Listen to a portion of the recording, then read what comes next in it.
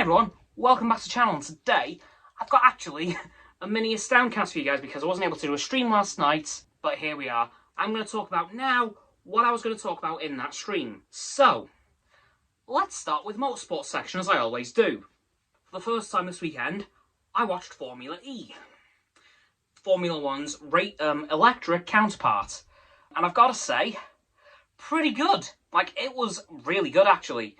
The engines were a bit jarring because it's not even like, well, it's just like a slight whistly sound. But yeah, apart from that, the race was really good. Mercedes were doing Mercedes things, completely dominated the first race with Stoffel Vandoorne, ex-McLaren driver, for those who remember that name, and Nick de Vries, his teammate, in 1 and 2. So, a Mercedes front row lockout, which we haven't seen for quite a while in F1, so it was nice to see it in formulaE.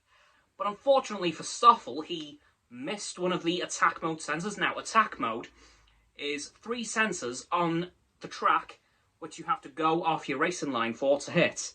And hitting those 3 sensors gives you 30 kilowatts extra power, knocking the car up from 220 kilowatts to 250. And unfortunately for Stoffel, he missed the middle sensor, which meant Nick de Vries pretty much stormed straight past. And he took the race victory instead of Stoffel. But still, it ended up being a Mercedes 1-2. Yet again, something we haven't seen from Mercedes in F1 for a while. Moving on from that, the second race, which was on Saturday, did not go nearly as well for Mercedes. Stoffel qualified in 9th, which not really great considering he was on pole position the day before. But Nick de Vries was on pole. But then, throughout the race, they kind of forgot how to do strategy, and by the end of the race, Nick de Vries ended up in 7th. Which meant that Susie Wolff's team, yes, Toto Wolff's wife, Rocket Venturi Racing, took 1 and 2, with Robert Freins of Envision taking 3rd. Oh no, sorry, it was Rocket Venturi 1 and 3, and Robert Freins in 2nd. So, pretty good races overall, and unfortunately for Antonio Giovinazzi, he was doing Antonio Giovinazzi things, and, well, it was his first 2 races, so got to give him a bit of time, but not brilliant results. I think he was 20th and then 18th, so not brilliant, but not bad, considering it was literally his first ever formulaE weekend. So hopefully he picks up those results 2 weeks' time in Mexico. But yeah, so that was really cool. And a bit of F1 news from this weekend. It has come to my attention that, oh god, Mercedes and Red Bull have both failed the crash test. Even Haas passed that one. And Mercedes and Red Bull have failed. So they're going to have to do it again next week. And hope and pray to God that they pass it this time. Oh, and something else that got announced today, well, Sunday, Lego have partnered up with Mercedes to make a double vehicle set for the Champions of Speed sub-franchise of Lego, which will contain the Mercedes AMG road car and the Mercedes W12 F1 car, which I am very excited for. However, it is astronomically expensive, coming in at £170. Yeah. £170. And they're not even that big cars, really. They're kind of small, but it's Mercedes, you know, literally the best F1 team on the grid right now. Close to the best F1 team of all time. They do have a fair bit to go to get to that title, but give them enough time. But yeah. So, very glad to see that's coming out, but it's a bit too expensive for me, at least. You never know. You guys might be able to afford it, but me, not so much. Anyway, that's it for the motorsports section of this video. Now moving on to Disney Plus and the Book of Boba Fett, because, well, we all know what happened this week at this point. I was right. Mando did show up for the entire episode. In fact, it was basically Mandalorian Season 3, Episode 1. And I am not complaining, because Mando is just awesome still.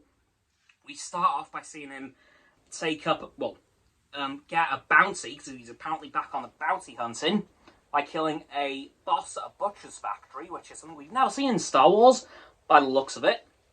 He kills him pretty easily, wiping out his goons with the Darksaber. Unfortunately, he's not very proficient with that thing yet, but he takes out the boss, says to all the employees, there's a bunch of New Republic credits in there, go. And they all do. And they let him pass. And then he heads to the person who wants the bounty of this butcher's factory boss, and he wants some information, namely for where the armourer and Paz Vizsla are. He eventually gets the information. Then he heads to the armourer and Paz Vizsla, very beaten up because his fight with the boss's goons didn't go too well. In fact, he fell over just as he got there because his leg was... He had a massive gash in his leg, so he wasn't doing too great. And then Paz kind of fixed him up, and then the armourer did some training with Mando for the Darksaber, because you need to know how to wield that weapon, really, to be ruler of Mandalore. We also see his Beskar spear get melted down into a little toy for Grogu, which I thought was amazing. Definitely going to be seeing that in the next season of The Mandalorian, no doubt. And no doubt it'll be given to Grogu pretty quickly. But honestly, that whole beginning section was so cool. And at the end of that, and once Paz Vizsla realised that the Mandalorian's way too weak with the Darksaber, he challenges him for it because it was made by one of his ancient relatives, Tar Vizsla. So he tries to get it back, and fails. But then Mando gets kicked out of the tribe because, well, out of this sect of the Mandalorian culture, because he's taken off his helmet. So he is now a lone Mandalorian for most of the episode, because he then heads off to Tatooine, because Peli, from The Mandalorian, has a new ship for him. And to everyone's surprise, it was an Naboo starfighter from The Phantom Menace. They fix it up together and make it good and turn it full silver. They get rid of the yellow, because that's not Mando's thing. And then he immediately falls in love with it once he goes basically on the track that the pod race from episode 1 was raced on. Like, he flies throughout the entire thing, and it was really cool to see that again. I was so happy, and then he tries to go out in space, at which point he immediately gets pulled over by a pair of X-Wings, because he doesn't have a license for that ship. And then one of them recognises his voice, because it is actually the X-Wing pilot from Season 2 of The Mandalorian, who also encounters Mando in that episode. So that was really cool to see that he's back. And then Mando gets sent down to the planet. God, I'm trying so hard not to say Boba here, because he doesn't appear in the entire episode, by the way. Just want to point that out. Once he does land, he basically says, Peli, I love this thing. Thank you. And then Peli says, there's someone waiting for you, Mando. Fennec. And she says, hey, Mando, got a job for you. Wanna come with us? And he says, you know what? Sure. Because I ain't got anything else better to do. But yeah, that's what happened in this week's episode of Mandalore of the Book of Boba Fett.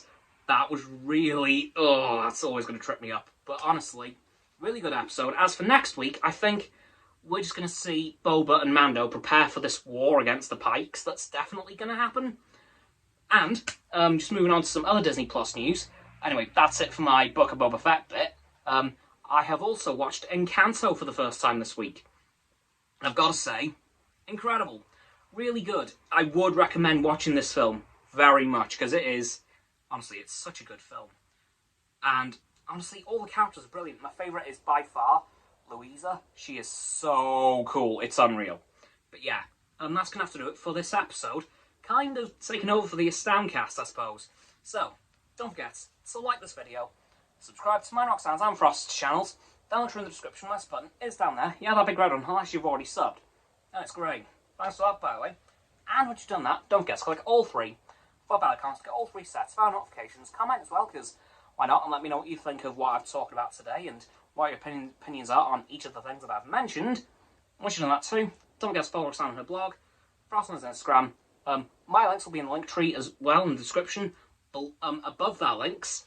And lastly, don't forget to share this video with all of your friends, so they can join the infinite loop of liking, subscribing, commenting, following, and sharing, and around and around and around that loop. And I'll see you guys tomorrow with another video. Goodbye!